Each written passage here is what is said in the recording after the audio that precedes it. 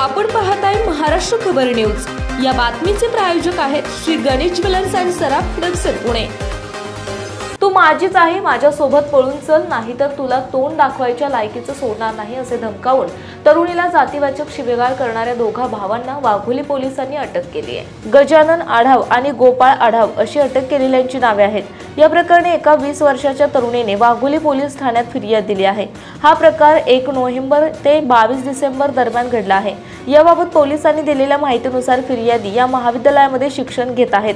त्या महाविद्यालयात जात असताना गजानन आढाव हा नेहमी फिर्यादीकडे पाहून हातवारे करत तू माझीच आहे असे म्हणून मनास लज्जा उत्पन्न होईल असे कृत्य करत, तसेच त्याने फिर्यादीच्या मोबाईलवर मेसेज करून जातीवाचक शिवीगाळ केली। फिर्यादीने हा मेसेज कोणाकडून आला हे तपासले तर ट्रू कॉलरवर गजानन आढाव हे नाव आले।